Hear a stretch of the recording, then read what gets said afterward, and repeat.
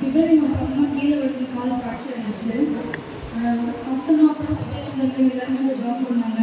Cutter பெரிய சுகத்தை எனக்கு கொடுத்தாரு. அதுக்கப்புறம் அந்த மாதிரி எனக்கு நான் கிளாஸ்க்கு போயிட்டு இருந்தேன். அங்கேயே எனக்கு ஸ்டாஃபாக வேலைக்கு கூப்பிட்டாங்க. ஒரு 8 இயர்ஸ்க்கு முன்னாடி அங்கிள் வீட்டுக்கு ப்ரே பண்ணப்போ தரிசனம் சொன்னாங்க, நீ ஒரு ஜாப்க்கு போகிறேன்ட்டு. அதுக்கான ஆப்பர்ச்சுனிட்டி இல்லை, எனக்கு மேரேஜ் ஆகிடுச்சு. நான் சரி விட்டுட்டு நான் ஜாப் போகிற ஐடியா எனக்கு இல்லை. திடீர்னு ஒரு நாள் கூப்பிட்டாங்க, நீங்கள் இங்கேயே ஜாப் வரீங்களா அப்படின்ட்டு.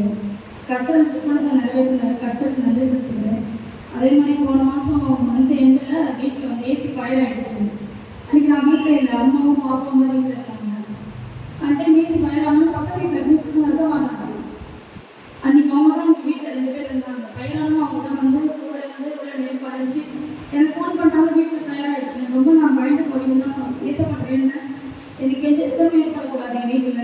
அது நீங்கள் கொடுத்த எனக்கு வீடு அதுங்கிறது ஒரு பொருள் செல்வம் ஏற்படக்கூடாதுன்னு ஜோம் பண்ணிட்டே வந்தேன்.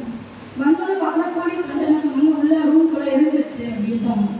பெட்டெல்லாம் போயிடுச்சு. நான் கூட வேண்டாம், எனக்கு எந்த சித்தமும் ஆகக்கூடாது, எனக்கு என் பொருள் எதுவுமே கருதக்கூடாதுன்னு நான் ஜோம் பண்ணேன். அந்த புகை அடைஞ்ச பிறகு அந்த போலீஸ் உள்ள போயிட்டு பார்த்து வெளியே சொல்கிறாங்க, உள்ள எதுவுமே சேதமாகல.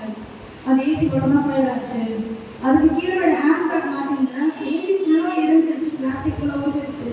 என்னுடைய ஹேண்ட் பேக்கில் கூட ஒரு நெருப்பு கூட கத்தர் படவில்லை. என் வீட்டில் எலக்ட்ரானிக் பொருளை எந்த ஒரு சேதமுமே கத்தர் ஏற்படுத்தலை. என் குழந்தையும் தாயருமே பண்ணிட்டு எங்கள் கத்தர் என்னை காப்பாற்றுறாரு.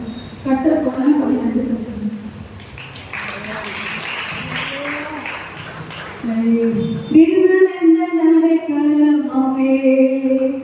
ஒரு